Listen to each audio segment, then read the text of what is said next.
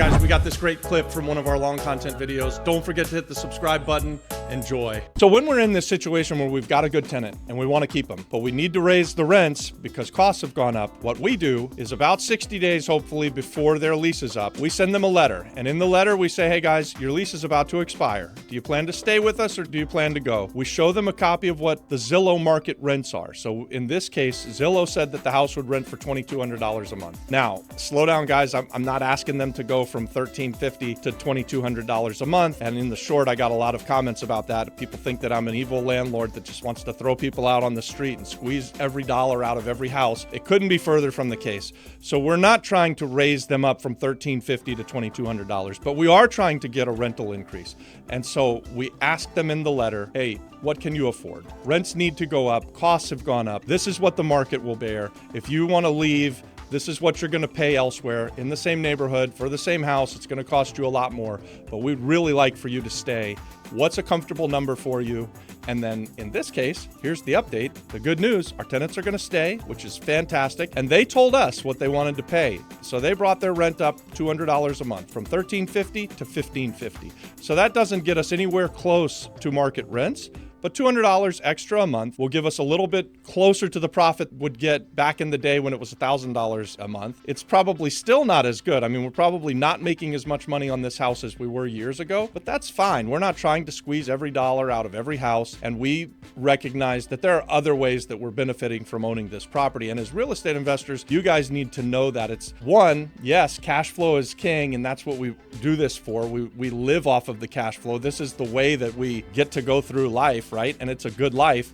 But two, we get to depreciate the asset. We get to experience what is this magical appreciation. And so during the time that we've owned this house, the house value has gone from, let's say back in the day, it was worth $100,000 or in the low hundreds. Now it's worth triple that. It's worth close to 400 actually. So if it was worth 125 back then, it's probably worth 375 today. So we've had this massive appreciation. And while that doesn't put food on the table, that does give you some security and knowing that, hey, one day, if I ever need to sell this house, there's a whole bunch of money there. And so that's a nice part of being a landlord, about being a real estate investor. And that's why you guys want to get into this business.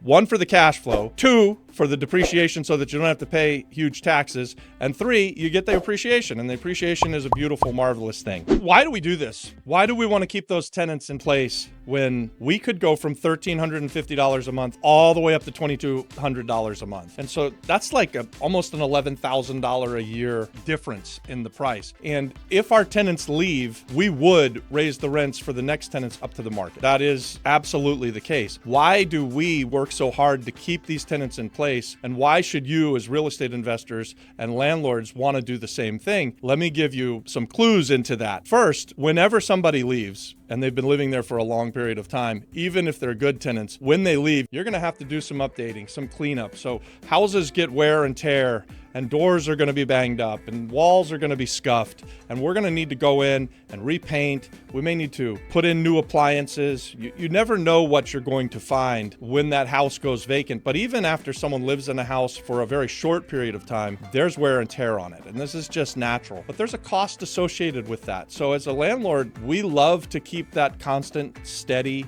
rent. And we are very happy to have a smaller profit, keep it going for a long, long time, as opposed to having the place go vacant and having to invest a big outlay of cash, right? Like, so should they move out and the place is in good shape, if that happened 10 years ago, we could turn that house around for $1,000 or $1,500. Those days are gone. Now, if somebody moves out after renting the place for a year and we do what's called a rental turn, so we go in and we spruce it up, we clean it up, it's $5 or $6 grand every single time. There's just nothing we can do about it. Now, if there's something worse, say the tenants have really lived hard in the house and you've got to change doors and you have a broken window or the appliances are shot or you need to replace a kitchen, these things cost tons and tons of money. So you could have an expense of a minimum of $5,000 to an unknown maximum, but there's a significant amount of cash outlay whenever a tenant leaves a house. And so these tenants have been here for a long time. I would expect that if they move out or when they move out, we're going to go in and have to remodel or